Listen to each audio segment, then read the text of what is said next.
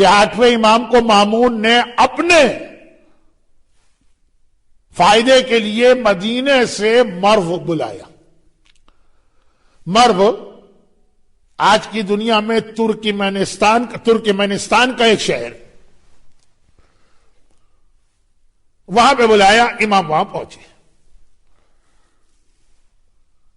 اب مامون نے یہ امام کے لیے سارے انتظامات بھی مامون نے ہی کیے. مہمان ہے نا، ایک گھر چھوٹا سا لیا، سامان مہیا کیا، اور یہ سوچا کہ امام کی خدمت کے لیے کس کو رکھا جائے. اس کی کنیزوں میں ایک شیعہ کنیز تھی. اس نے سوچا کہ یہ کنیز امام کے لیے بہت مناسب رہے گی، اس لیے اور کسی کو بھیجوں گا، وہ خالی نوکری کرے گا. یہ تو امام کی اپنی شیعہ، یہ نوکری نہیں کرے گی، یہ تو دل سے امام کی خدمت کرے گی. بہت فرق پڑ جاتا ہے نا. ایک آدمی کا کوئی اٹیچمنٹ نہ ہو کسی چیز سے، کسی جگہ سے، وہاں پہ وہ کام کرے گا، خالی جاب کرے گا، وفادار نہیں ہوگا.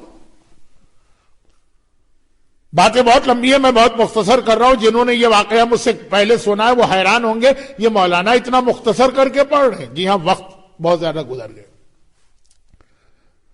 اب یہ کنیز شیعہ کنیز تھی، اور اس کا پوتا جو تھا اسے 8ویں امام کے حالات معلوم کرنے میں بہت انٹرسٹ تھا. تو اپنی دادی سے اکثر پوچھا کرتا تھا کہ بھائی آپ تو امام مامون کے شہر میں 2 سال رہے، پھر مامون نے زہر دے کے شہید کر دیا. تو کہا آپ 2 سال امام کے پاس رہی اور امام کے گھر میں رہی، تو آپ تو بہت ڈیٹیل سے بتا سکیں گی. وہ ہر موقع بے موقع پوچھتا رہتا تھا اپنی دادی سے. سردی آئی تو بھائی امام سردی میں کیا کرتے ہیں، گرمی آئی تو امام کیا کرتے ہیں، دوپہر کا کھانا کیسے کھاتے ہیں، رات کی غذا کیا، قسم. ایک بار اس نے ایسے ہی فلوک میں ایک سوال کر لیا جس کا جواب اس کو معلوم تھا کہ دادی آپ امام کے گھر میں کب تک رہیں. پتا تھا دادی کہیں گی امام کی شہادت تک. نہیں، جواب سن کے اسے اپنے کانوں میں یقین نہیں آ رہا ہے. دادی نے کہا بیٹا میں امام کے گھر میں 1 سال رہی، پھر اللہ نے میری دعا قبول کر لی اور میں امام کے گھر سے نکل آئی. ہاں، کیا مطلب اس جملے کا؟ دعا قبول کر لی، امام کے گھر سے نکل آئی.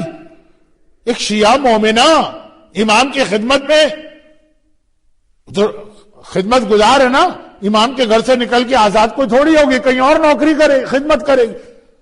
تو یہ کیا اس نے کہا؟ پوتے نے کہا دادی یہ میں نے کیا سنا، آپ نے کیا کہا؟ کہا ہاں بیٹا. پوتا کہتا ہے کہ کیا امام کے گھر میں آپ کے لیے اتنی کوئی مشکلات تھی کہ آپ کو امام کے گھر سے نکلنے کے لیے دعا کرنا پڑی؟ کہا کہ ہاں بیٹا بہت مشکلات تھی. اب وہ کیا مشکلات تھی سن لیجیے. کوڑے پڑتے تھے، فزیکل ٹارچر کیا جاتا تھا، اٹھتے بیٹھتے اس کو برا بھلا کہا جاتا. نوکروں کے ساتھ کیا ہوتا؟ نوکر بھی تو پھر بھی ایک بڑا لفظ ہے، پرانے زمانے کی کنیزیں اور غلام. کیا ایسا ہوتا تھا امام کے گھر میں؟ کہا بیٹا اس میں سے کچھ نہیں ہوتا. ہوتا کیا تھا سن لیجیے. یہ 8ویں امام کا واقعہ. کہا میں مامون کی کنیز تھی، اس کے محل میں رہتی تھی، ٹھاٹ سے رہتی تھی، جس طرح چاہے سوؤں، جب چاہے جاگوں، نہ کھانے میں پابندی، نہ زندگی گزارنے میں. امام کے گھر میں آئی تو بڑی خوشی کے ساتھ کہ اللہ میری قسمت، مجھے اپنے مولا کی خدمت کا موقع مل رہا. لیکن یہاں آ کے باقی ساری باتیں تو پھر بھی میں نے برداشت کر لی. باقی باتیں کیا؟ کہا کہ میوزک چھوڑنا پڑی، گانا بجانا چھوڑنا پڑا. وہ جو مامون کے یہاں روزانہ رات کو ڈانس پارٹی آتی ہے اس سے محروم ہونا پڑا. وہ جو وہاں شرابیں پی جاتی ہے وہ چھوڑنا پڑی. وہ جو وہاں حرام کھائے جاتے ہیں، مامون کے محل میں کیا ہوتا ہوگا، وہ ساری چیزیں چھوڑنا پڑی امام کے گھر میں آ کے. چلو وہ تو پھر بھی برداشت کر لیا میں نے. لیکن امام کے گھر میں ایک کنیز نوکر تھی جس کا صرف یہ کام تھا کہ روزانہ فجر کی نماز کے وقت تمام عورتوں کو اٹھائے، اور ایک غلام تھا جس کا کام تھا سارے مردوں کو اٹھائے. کہ امام کا آرڈر تھا کہ میرے گھر میں کوئی مرد یا عورت ایسا نہیں رہ سکتا کہ جو اپنی نماز قضا کرے. بیٹا اب جو مجھے اپنی نیند چھوڑ کر نماز کے لیے اٹھنا پڑتا تھا، زندگی کہاں گزری ہے مامون کے محل میں. وہاں کیا ہوتا تھا؟ رات کے 2 بجے تک ڈانس اور میوزک اور شراب چلتی تھی، پھر سوتے تھے تو صبح 12 بجے اٹھتے تھے. اور یہاں امام کے گھر میں آ گئی تو پوری زندگی کی ہیبٹ، اب نماز کے لیے اٹھنا پڑ رہا. وہ جو کچی نیند، ایک بار آدمی اٹھ جائے، 2 بار آدمی اٹھ جائے، مہینے میں ایک آدھ مرتبہ زحمت روزانہ. میں دل میں سوچتی تھی اس سے میں اس محل میں اچھی نہیں تھی. نام بھی امام کا لیتی تھی, محبت بھی امام سے کرتی تھی, کھاتی اپنی مرضی کی, پہنتا اپنی مرضی کی, سونا اور جاگنا اپنی مرضی کی. دیکھیں اب یہ بہت چھوٹا سا واقعہ بتا رہا کہ جب امام زمانہ آئیں گے تو بہت سے مومنین کے لیے وہ اینٹی کلائمیکس ہو جائے گا.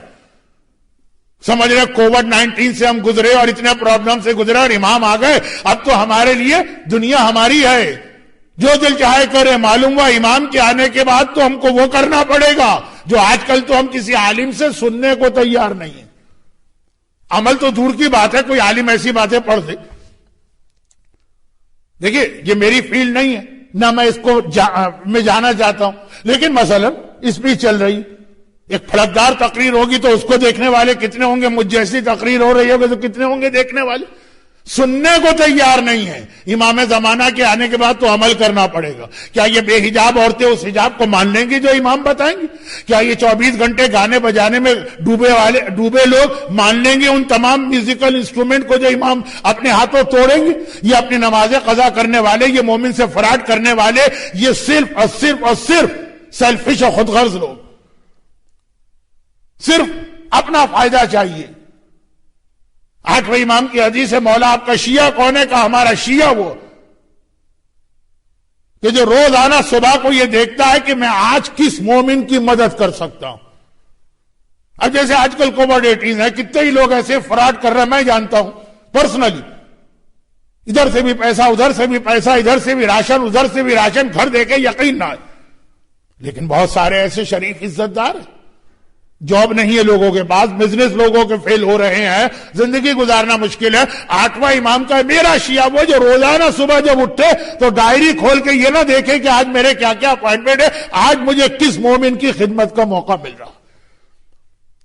اور اگر موقع نہ ملے, یعنی کوئی مومن اپنا پرابلم لے کے آیا, ہم اس کو نہیں حل کر سکتے, وہ رو دے خدا بندہ کاش تو مجھے اس قابل کر دیتا کہ یہ میرے یہاں سے خالی ہاتھ نہ جاتا. اب وہاں ایک نماز وہ مومنہ کہتی ہے میں الگ ہوتی تو بہت اچھی تھی.